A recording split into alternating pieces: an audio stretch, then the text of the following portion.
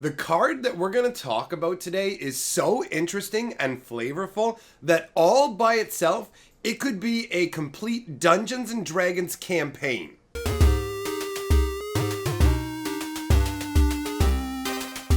Greetings, owners of fine luxury cardboard rectangles. We are here today to talk about an incredibly interesting Commander 2018 spoiler. We're just going to put it up on the screen right away, get it out of the way because I know you want to know what I'm talking about. Arixmathes Slumbering Isle. Now, let's talk about the card first, and then we'll talk about why this thing is so insanely cool. So, 1 blue, 1 green, 2 colorless, gets you a 12/12 Kraken.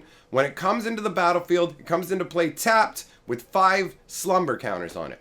As long as it has a slumber counter on it, it's a land. So when it comes into play right away, guys, just so you know, it just comes in as a land. It's not a creature as it comes into play or anything like that, right? Like, that's not how it works.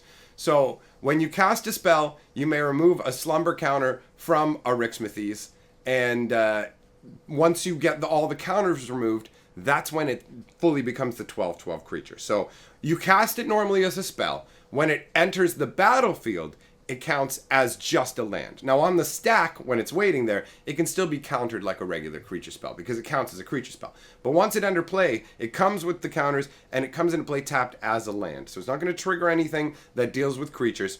And it's a land that taps for a green and a blue. Now, bear in mind that because this comes into play as a land, if you have a way to untap it the turn you put it out, you can tap it for mana. This card doesn't have summoning sickness because it's not a creature. It would only have summoning sickness if you played with something like Solemnity, where cards couldn't come out with counters on them, in which case this thing would come out as a creature and you wouldn't be able to attack it anyways because it comes into play tapped. But even if you could untap it, it would still have summoning sickness. So overall, you're paying 4 mana for a crazy land that taps for 2 mana that turns into a 12/12. Now, some of you may be thinking that this is reminiscent of cards like, you got Dark Depths, obviously, which is one that comes to people's minds. You got the land that turns into the creature. You sacrifice it, you get a gigantic, massive, deadly token.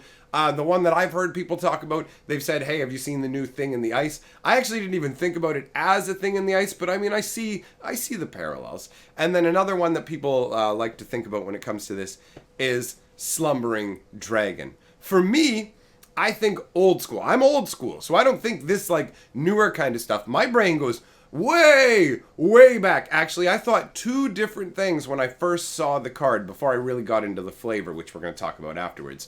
I thought, man, this makes me think of Elder Landworm. For those of you who don't know, back in the day of like Legends, back in 94, big creatures all had terrible drawbacks. You never got a big creature without some ridiculous drawback. And in those days, the Elder Landworm's drawback wasn't really that bad because it wasn't some egregious pay every turn sacrifice or whatever. All you had to do was block with it. And the flavor behind it was kind of cool. It's like a dragon that's like down under the sand, and it comes up out of the sand and can start attacking people and be active after somebody's like tread over its sandy domain. That's the concept behind that. And I really enjoyed that as a flavor. And so that, like, this removing counters to become active, you have to do something to become active kind of thing, made me think of the Elder Landworm because of how old school I am. It also made me think of this hilarious way I used to think about the game back in 1994, where I was like 15 years old looking at the island fish Jesconius from Arabian Nights. Now, this is a really wonky old piece of garbage blue creature. It's 6/8. You have to pay 3 blue mana to be able to untap it. You can only do that during your upkeep. It can only attack if your opponent has islands. If you don't have islands out, it dies. Remember what I said about big creatures being dreadful. But I would look at the artwork on Island Fish Jesconius, and I would look at the artwork on the Tropical Island Dual Land, and I would go, I swear this is just an Island Fish Jesconius covered in forests. Like, I always felt that when I looked at it. I'm like, you're just an island fish! You're just an island fish with forests on you! What's your deal? Like, I don't know why, I just thought that so much. So when I saw Arixmathes, I was like, oh my god, it's the Island Fish Jesconius Tropical Island! And it taps for a green and a blue! I love that. I love that old school nonsense. Another, if you like old school stuff as well, way to screw with Arixmathes old school is get yourself a copy of Worms of the Earth. Take a look at this. The artwork on it it's just disgusting, man. Just disgusting. But yeah, that'll mess up good old Arixmathes Day. So Let's talk about why I said that this thing right here is worthy of a Dungeons and Dragons campaign all on its own because of the flavor. Because the flavor is where this thing gets really exciting to me. I mean, if we take a look at the artwork on the card, you can see that at first, at least for me, what I noticed was the little like chain of like tiny little islands connected to the main island there in this very nice deep blue ocean kind of feel. Like it's got a nice vibe to it. You've got that little boat off in the distance just kind of sailing along, and it's like, all right, right on. And you go, wait a minute, this is a kraken, right? At first I read Slumbering Isle and I looked down at the artwork and I'm like, okay.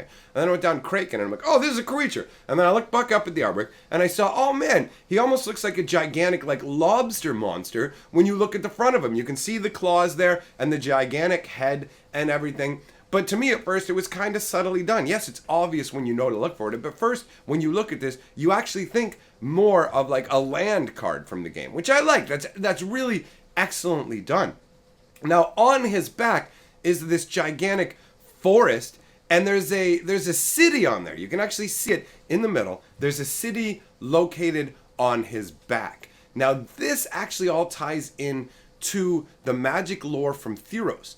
Eryximethys. This is what is so incredibly cool to me. It's like a variation of an Atlantis myth, right? Where Atlantis is that sunken city and it's somewhere under the ocean, right? So in Theros, the myth that's being spread around by the people is that MacLeod basically destroyed a city and cast it out into the ocean, right? He leveled a city and then just threw the rubble out into the ocean kind of deal, and that's Eryximethys. That's what the majority of the populace thinks, right? Along comes Kiora, who knows about Eryximethys, and that Eryximethys isn't even an actual city, right? Eryximethys is it is a city, but it's actually the Kraken the city is on. And instead of being a city that was destroyed and cast out into the ocean, this is a city that's on the back of a slumbering Kraken, but they don't know they're on the back of a slumbering kraken. Like, imagine if all of North America was on the back of a giant sea serpent and we didn't know because it's just been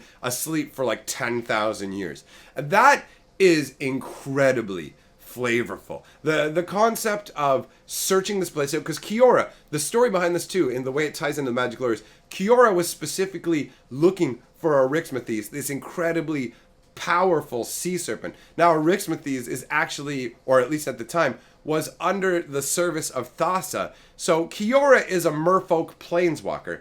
Thassa is a Theros god, and the Theros gods, they're not planeswalkers. They don't have the ability to travel to different worlds. They exist based on the faith of their followers. They only exist because of belief, whereas Kiora is an independent, doesn't require any belief to exist. So Kiora is searching for this Kraken, at the same time has damaged part of Thassa's worshippership, basically diminished the belief in Thassa at the same time. So Thassa is basically already coming after Kiora while Kiora is searching for Eryximethys. They end up having this epic struggle confrontation when they come together. Kiora finds Eryximethys, Thassa shows up, Thassa starts summoning up all of her creatures from the oceans and everything from the world of Theros. But Kiora is a planeswalker, so she has access to all kinds of creatures from other worlds, right? Bear in mind, guys, for those of you who don't know, and this is important for the flavor, and part of the reason I find this so incredibly exciting, is the original idea of Magic the Gathering was you and I are incredibly powerful planeswalkers, and we go to different worlds looking for the biggest, most badass, powerful spells, creatures, artifacts, all that stuff, so we can become more and more powerful, and we have titanic struggles throughout the multiverse. Now, that's exactly what Eryximethys feels like. Kiora's going out and trying to bond with him and connect with him and be able to summon him. So she's stuck there in the ocean. Thassa sums up all her minions. Kiora starts pulling in all these other minions from different areas. The way that they describe it is even the biggest creature that Kiora can summon up is like a minnow in comparison. Eryximethys is as big as Kozilek, one of the 3 Eldrazi titans, all right? That's insane scope. So to him, when all these sea creatures got summoned up, the only reason he even started to move was there was just enough of them that they were jostling him. It's kind of like somebody's like taking a nap and a whole bunch of midgets run by slapping his knees until he finally goes up and goes, ugh, I'm getting out of this room. Like, that's the level Eryximethys operates on. So he is bound to Thassa, but only loosely. He's so powerful that you can't, like, have that pure dominion over him. Thassa's not strong enough. Kiora basically tries to reach out to the mind of Eryximethys and, like, bond him to her. But she can do no better than basically just begging him not to eat her, and she'll try and, like, free him.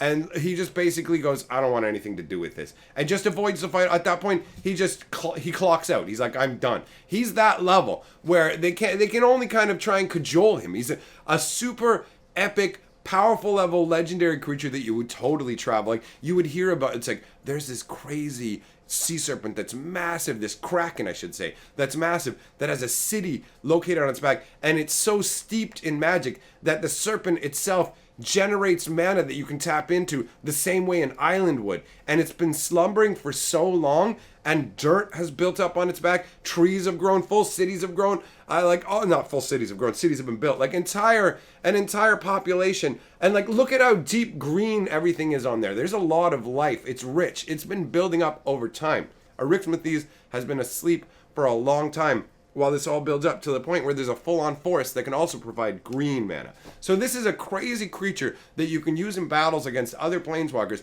that also serves as a source of multiple mana, so, like, at once. So it's even stronger than just having an island or a forest. And you get this massive, epic kraken. So the concept behind that as something for a planeswalker to seek out is incredibly cool. The interaction between Kiora and Thassa and the battle involving it was really cool. And on a side note, that ended with Kiora stealing Thassa's Bident as she planeswalked away. And that was a nice little epic moment.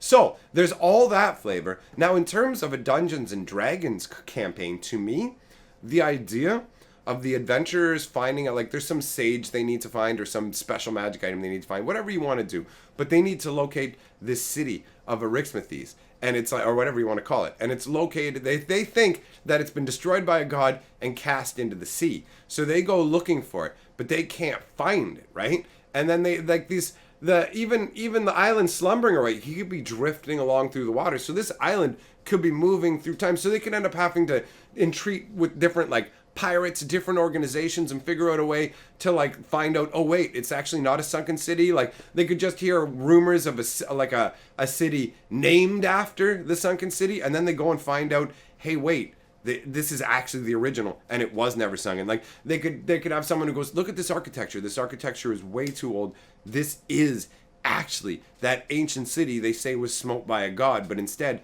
it's here out on the ocean or on the sea on the back of this massive sea creature. And then you could add in levels of, like, you need the sea creature, you know it's going to get awakened by some eminent thing that's coming, and you have to save the city, or there's something you need to get from the city. There's all kinds of cool storylines that can play out of a concept as epic as this. So to me, this is an absolute home run of a card. I adore it. I think it's fantastic. It works in flavor, it works in power level, like, just as a card, ties into the Magic storyline nicely, and you can enjoy it for what it is without having to know any part of the story. I was really happy looking this one over. So, let me know what you guys think. Thanks for coming by, and now I'm going to point at my thighs. And that means go hit the subscribble button with your dongus.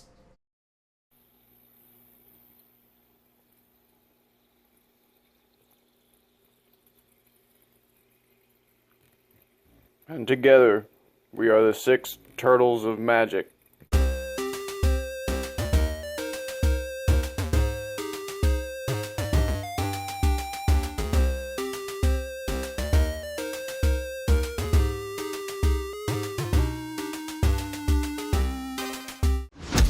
They call me Perp.